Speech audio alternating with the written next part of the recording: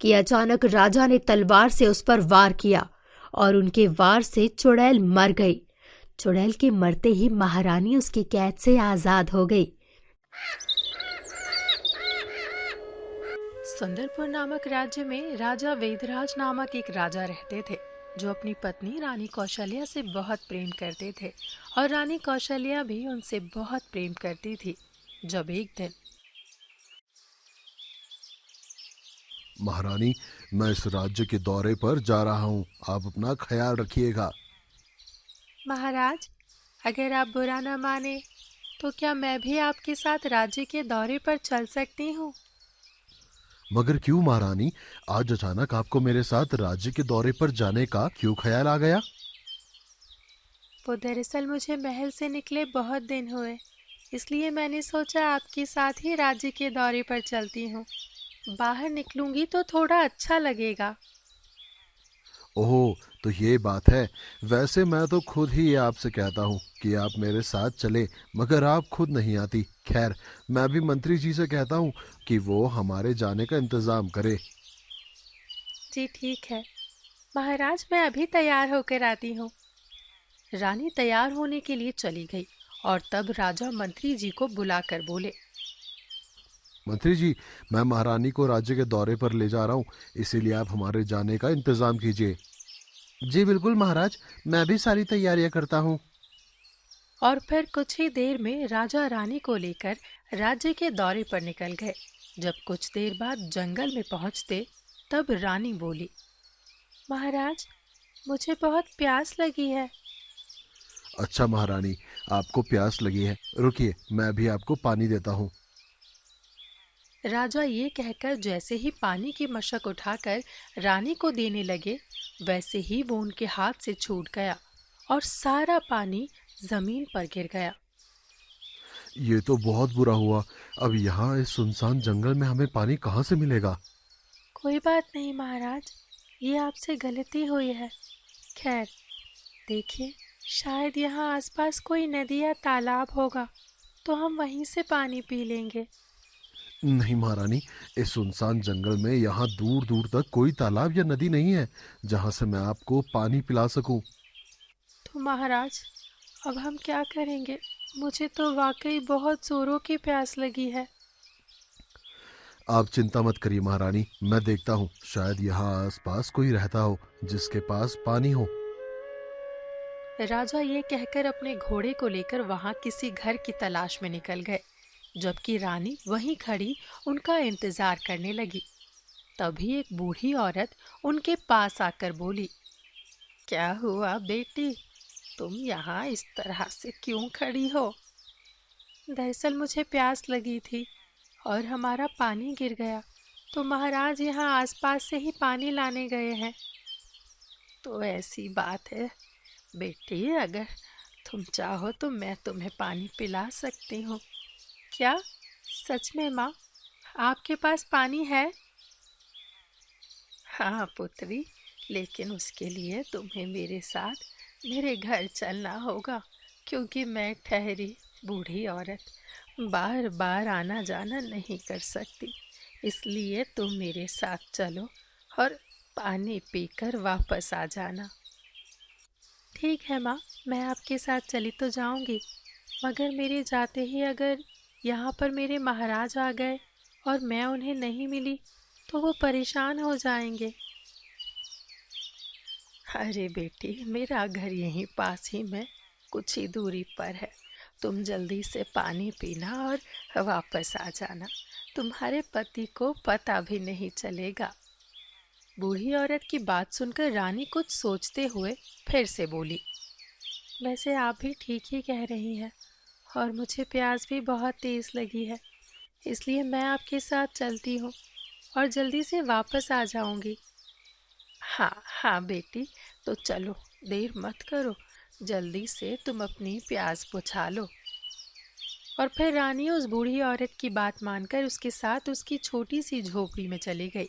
जब उस बूढ़ी औरत ने रानी को पानी पिलाया और पानी पीते ही रानी चुपचाप उस झोपड़ी से निकलकर उस जगह पत्थर पर बैठकर राजा का इंतजार करने लगी। जब थोड़ी देर बाद महाराज वहां आए तो बोले, ये लीजिए महारानी, बड़ी मुश्किल से मुझे यहाँ एक घर मिला जहाँ से मैं ये आपके लिए पानी लेकर आया हूँ। महाराज, अब मुझे प्यास नहीं है और अब मेरे ख्याल से हमें महल चलना चाहिए, क्योंकि हमें काफ़ी देर हो गई है। रानी के अचानक इस तरह कहने पर राजा कुछ परेशान हुए और बोले, महारानी, आप ये क्या कह रही हैं? अभी तो आपको बहुत जोरों की प्यास लगी थी और अब आप कह रही हैं कि आपको प्यास नहीं, और ना ही आपको राज्य के दौरे पर जाना है। क्या हुआ है? सब ठीक तो है ना? कहीं आपकी तबीयत तो खराब नहीं? जी महाराज, मैं बिल्कुल ठीक हूँ और मेरी तबीयत को कुछ नहीं हुआ है, लेकिन अब मैं प्यासी नहीं हूँ और ना ही मुझे राज्य के दौरे पर जाना है, इसलिए अब आप महल चलिए। ओह, तो आप थक गई हैं। चलिए कोई बात नहीं, हम अगली बार राज्य के दौरे पर चलेंगे। अभी हम महल चलते हैं। और फिर राजा रानी की बात मानते हुए उन्हें अपने साथ महल ले गए, जहाँ रानी चुपचाप बिना कुछ कहे खामोशी से अपने कक्ष में चली गई। जबकि उन्हें खामोशी से जाता देख मंत्री जी बोले, महाराज, सब कुशल मंगल तो है ना? आप लोग अचानक इतनी जल्दी महल वापस आ गए? जी मंत्री जी, सब कुछ ठीक है। बस महारानी थोड़ा थक गई थी, इसीलिए हम जल्दी वापस आ गए। और फिर राजा भी ये कहकर वहां से चले गए। मगर मंत्री जी को रानी कुछ अजीब सी लगी, लेकिन बिना कोई ध्यान दिए वो भी वहां से चले गए। और फिर दिन गुजरते गए, मगर रानी का रवैया राजा को छोड़कर सबके साथ अजीब होता गया। पता नहीं महारानी को क्या हो गया है। अब वो महल में किसी से भी अच्छे से बात नहीं करती है। वो पहले तो ऐसी नहीं थी। और फिर इसी तरह से दिन गुजरते गुजरते साल बीत गए।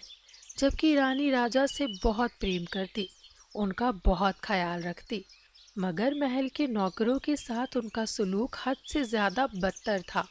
और एक दिन, दासी, हो दासी, कहाँ मर गई हो दासी? जी जी जी जी महारानी, आपने मुझे बुलाया? हाँ, कहाँ मर गई थी? मैं कब से तुझे आवाज दे रही थी। क्षमा कीजिएगा महारानी, मगर मैं वहाँ बगीचे में परिंदों को दाना डाल रही थी। परिंदों की चिंता छोड़ो और यहाँ आकर मेरे पैर हाथ दबाओ, मैं बहुत थक गई हूँ। रानी के हुक्म पर दासी तुरंत रानी के पैर दबाने लगी। जब अचानक दासी के हाथ का कड़ा रानी के पैरों में लगा और उससे रानी का रक्त निकलने लगा, तब अचानक रानी गुस्से में आग बबूला होकर बोली, ये तूने क्या किया? मुझे चोट पहुंचाई? अब मैं तुझे छोड़ूंगी नहीं। महारानी, मुझे माफ कर दीजिए, मैंने जानबूझ करके नहीं किया। मैं तुम्हें बिल्कुल भी माफ नहीं करूंगी। मैं तुम्हें इसकी सजा जरूर दूंगी और तुम्हारी सजा है 50 कोड़े। नहीं नहीं महारानी, मैं मर जाऊंगी। मेरे छोटे छोटे बच्चे हैं, मुझ पर रहम करिए। मैंने कुछ भी जानबूझ करके नहीं किया महारानी। दासी रोते हुए कह रही थी, जबकि रानी उसकी बिना कोई बात सुने उस पर कोड़े बरसा रही थी और दासी दर्द से चिल्ला रही थी। देख लो, तुम सबका भी यही हाल होगा अगर तुम में से किसी ने भी मेरे साथ कोई चालाकी करने की कोशिश की। रानी ये कहकर वहां से चली गई, जबकि रानी की ये हरकत देखकर एक दूसरी दासी बोली, पता नहीं महारानी को क्या हो गया, वो पहले तो ऐसी बिल्कुल नहीं थी। हाँ, ये बात तो मुझे भी समझ नहीं आ रही। जो रानी पहले हम सबसे प्यार से बात करती थी, वो अब इस तरह से कैसे कर सकती है। वो दोनों दासी अफसोस से ये कहकर वहां से चली गई और दिन इसी तरह बीतने लगे और रानी का रवैया बदतर होने लगा। और इस बात को देखते हुए मंत्री जी ने महाराज से कहा, महाराज, आपको नहीं लगता कि महारानी कुछ बदली बदली रहने लगी है इन गुजरे सालों में? मंत्री जी, ये आप क्या कह रहे हैं? भला आपको ऐसा क्यों लगने लगा है कि महारानी का किसी के साथ रवैया बदला है? नहीं नहीं महाराज, मैं तो बस आपसे पूछ रहा था। मुझे कुछ अजीब लग रहा है, क्योंकि पहले महारानी हंसती बोलती थी और अब वो चुपचाप रहती है और आपके अलावा किसी से भी बातें नहीं करती। मंत्री जी, ऐसी कोई बात नहीं है, हो सकता है उनकी तबीयत ठीक ना हो। खैर, आप ये सब छोड़िए और राज्य के विकास के बारे में सोचिए। जी महाराज। राजा मंत्री जी से ये कहकर वहां से चले गए और मंत्री जी अपने मन में सोचने लगे। कुछ तो गड़बड़ है, मुझे पता नहीं क्यों लग रहा है जैसे कुछ गलत हुआ है, और हमें उसके बारे में पता नहीं है, क्योंकि मैं महारानी को उनके बचपन से जानता हूँ। वो ऐसी तो कभी नहीं थी, मुझे उन पर नज़र रखनी होगी। और फिर मंत्री जी ने अपने मन में ये सोच लिया था। जब अगले दिन रात के समय उन्होंने देखा कि रानी अकेले कहीं से आ रही थी। ये महारानी इतनी रात में कहाँ से आ रही हैं, वो भी अकेले? एक काम करता हूँ, मैं उनसे पूछता हूँ, अगर उन्हें कहीं जाना ही था तो किसी सैनिक को अपने साथ ले जाती। और फिर मंत्री जी ये सोचकर रानी के पास गए। जब रानी ने मंत्री जी को अपने सामने देखा तो पहले तो हड़बड़ा गई और फिर गुस्से से बोली, मंत्री जी, आप यहाँ क्या कर रहे हैं?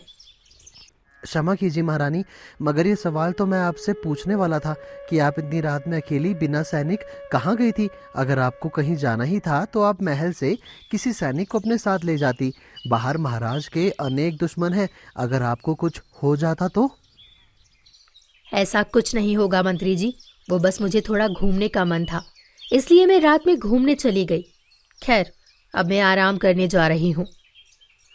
रानी ये कहकर वहां से जा चुकी थी। जबकि मंत्री जी को उनकी बात पर कोई संतुष्टि ना मिली तो वो भी अपने कक्ष में चले गए। और फिर लगभग रोज ही इस तरह होने लगा कि देर रात रानी महल में आती और फिर एक दिन मंत्री जी ने उनका पीछा करने का फैसला किया। आज मैं पता लगा कर रहूँगा कि आखिर महारानी कहाँ जाती है इतनी रात को अकेले। और फिर रात होते ही रानी के निकलते ही मंत्री जी भी उनके पीछे गए। जब रानी जंगल में एक झोपड़ी नुमा घर में जाकर बोली, मैंने उस पुस्तकालय को बहुत ढूंढने की कोशिश की, मगर मुझे महल में वो कहीं नहीं मिला। मैं जल्दी ही उस जगह का पता लगाकर यहाँ आऊंगी। अब मैं चलती हूँ, इससे पहले कि किसी को मुझ पर शक हो जाए। रानी ये कहकर वहां से बाहर निकल गई, जबकि मंत्री जी ये सब समझने की कोशिश कर रहे थे। जब वो रानी की बात में एक पुस्तकालय का जिक्र सुनकर अपने मन में सोचने लगे, महल में एक पुस्तकालय है जो कि महल के तहखाने में मौजूद है। आखिर कहाँ है वो खंजर? अभी रानी कुछ और ढूंढती, तब अचानक वहां एक दासी आई और बोली, महारानी, आपको महाराज ने याद किया है। ठीक है, मैं अभी आती हूँ। रानी ये कहकर वहां से निकल चुकी थी जब अचानक वहां पर मंत्री जी आए और उस पुस्तकालय में मौजूद सारी किताबों को देखने लगे जिनमें कुछ अजीब सी चीज लिखी हुई थी। आखिर महारानी वहां उस जगह किस चीज की बात कर रही थी, और यहाँ वो चीज इस पुस्तकालय में कहाँ मिलेगी? मंत्री जी हर खजाने को अच्छी तरह देख चुके, मगर उन्हें कुछ नहीं मिला। जब वो थक हार कर वहां से चले गए और थोड़ी देर बाद रानी दोबारा आई, जिन्हें अचानक से किताबों में से एक खून लगा खंजर मिला, जिसे देख वो खुशी से बोली, अच्छा हुआ, मुझे मेरा खंजर मिल गया। अब मैं इसे जल्दी से वहां ले जाती हूँ। इससे पहले कि किसी को कुछ पता चले, मुझे अपना काम करना होगा।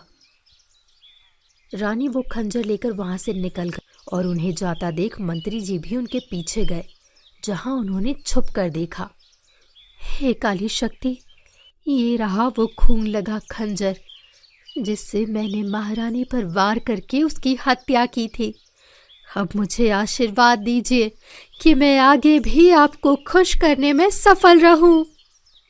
रानी ये सब कह रही थी कि मंत्री जी अपने मन में सोचने लगे, मतलब इस औरत ने असल महारानी को मार डाला और उनकी जगह ये महारानी बनकर रह रही है, इसीलिए मुझे इसके हर बर्ताव में बदलाव नजर आता था। लेकिन ये बात तुरंत महाराज को बतानी होगी, इससे पहले कि अनर्थ हो। और फिर मंत्री जी ये कहकर वहां से निकलकर राजा के पास आए और उनसे कहा, महाराज चलिए, मुझे आपको कुछ दिखाना है। क्या हुआ मंत्री जी, आप इतना घबरा क्यों रहे हैं? महाराज पहले आप मेरे साथ चलिए, क्योंकि अभी आपको बताने का समय नहीं है। अरे मंत्री जी, बात क्या है, आखिर कुछ तो बताइए। आप बस मेरे साथ चलिए महाराज। और फिर मंत्री जी राजा को अपने साथ उस जगह लेकर गए जहां उन्होंने खुद रानी को ये सब कहते सुना। तभी उन्होंने गुस्से से कहा, दुष्ट औरत, बताओ तुमने मेरी रानी के साथ ऐसा क्यों किया और कब से तुम मेरे साथ झूठ बोलकर रह रही हो? सच बताओ। महाराज, महाराज आप यहाँ? हाँ, आज अगर मंत्री जी मुझे यहाँ ना लाते तो मुझे मेरी महारानी के बारे में कुछ पता नहीं चलता। बताओ तुमने कब मेरी महारानी की हत्या की? राजा की बात सुनते ही बहरूपिया रानी रोते हुए बोली, महाराज मुझे माफ कर दीजिए, मैंने जानबूझकर कुछ नहीं किया। असल में उस दिन जब आप राज्य के दौरे पर निकले थे तो मैंने आपको देखा था और तभी मुझे आपसे प्रेम हो गया था, परंतु जब मैंने आपके साथ रानी को देखा तो मेरा दिल टूट गया और फिर मैंने अपनी काली शक्तियों का उपयोग करके रानी को पानी पिलाने के बहाने बुलाया और उनकी जान ले ली और फिर उसकी जगह खुद आपके पास आ गई। लेकिन मुझे अपनी गलती का बहुत पछतावा है महाराज, और मैं आपको खोना नहीं चाहती, इसलिए आप मुझे जो सजा देंगे मुझे मंजूर होगी। रानी रोते हुए राजा से माफी मांगने लगी थी और फिर अचानक राजा बोले, तुमने मेरी रानी की हत्या की, उसका मुझे बहुत क्रोध है, मगर तुम्हें अपने किए पर पछतावा हो रहा है। इतने सालों से तुमने मुझसे वाकई बहुत प्रेम किया है, इसीलिए मैं तुम्हें कोई सजा नहीं दूंगा। राजा ये कहकर रानी को माफ करते हुए अपने महल वापस आ गए, जबकि मंत्री जी हैरानी से राजा के इस फैसले को मानते हुए वहां से आ गए। और कुछ दिन बाद, अब कुछ भी हो जाए मैं इस अमावस्या को अपना काम करके ही रहूंगी, लेकिन उससे पहले मुझे अपने कुछ वस्त्रों को जंगल में भेजना होगा ताकि बाद में मैं अपनी विद्या पूरी कर सकूं। एक काम करती हूँ, मंत्री जी को इस काम को करने के लिए देती हूँ। रानी ये कहकर मंत्री जी के पास आकर बोली, मंत्री जी ये मेरे कुछ वस्त्र हैं, आप इन्हें जंगल में जो गरीब औरतें रहती हैं उन्हें दे आइए। जी महारानी। और फिर महारानी के वस्त्र लेकर मंत्री जी जंगल की तरफ जाते हैं और मन ही मन सोचते हैं, मुझे पता नहीं क्यों ऐसा लग रहा है जैसे महारानी कुछ बड़ा करने वाली है। अभी मंत्री जी ये कह ही रहे थे कि अचानक साधु बाबा ने उन वस्त्रों को हाथ में लेकर आंखें बंद की और बोले, क्या हुआ मंत्री जी, और ये आपके हाथ में वस्त्र कहाँ से आए हैं? क्या मतलब साधु बाबा, आप इस वस्त्र को पहचानते हैं? जी मंत्री जी, ये वस्त्र तो एक मायावी चुड़ैल के है जो अक्सर अमावस की रात को अपनी शक्ति बढ़ाने के लिए बलि देने से पहले पहनती है। इसका मतलब रानी मायावी चुड़ैल है? मंत्री जी, आप अभी तुरंत महाराज को बिना किसी देरी के यहाँ ले आइए, वरना उनकी जान को खतरा है। साधु बाबा ये कह रहे थे तब उनकी बात पूरी होने से पहले ही मंत्री जी तुरंत महाराज को लेने निकल गए। क्या हुआ मंत्री जी, इतनी जल्दी में क्यों हैं आप? और फिर राजा के पूछने पर मंत्री जी ने उन्हें सब बता दिया, जिसे सुनकर वो तुरंत वहां पहुंचे। और फिर साधु बाबा बोले, महाराज, ये मायावी चुड़ैल आज की रात आपकी और महारानी की बलि देने वाली है, इसीलिए आज आप मेरे दिए इस त्रिशूल से उसका सर्वनाश कर दीजिए, नहीं तो आज आपकी और महारानी की मृत्यु तय है। साधु बाबा ये बोल रहे थे तभी अचानक वहां मायावी चुड़ैल अपने असल रूप में आकर गुस्से से बोली, मैं तुम में से किसी को भी नहीं छोड़ूंगी, मैं आज तुम सबकी बलि दूंगी, मैं हमेशा के लिए ताकतवर बन जाऊंगी। चुड़ैल ये कहकर जैसे ही अपने खंजर से राजा पर वार करने जा रही थी कि अचानक राजा ने तलवार से उस पर वार किया और उनके वार से चुड़ैल मर गई। चुड़ैल के मरते ही महारानी उसकी कैद से आजाद हो गई और फिर सब कुछ पहले जैसा कुशल मंगल हो गया।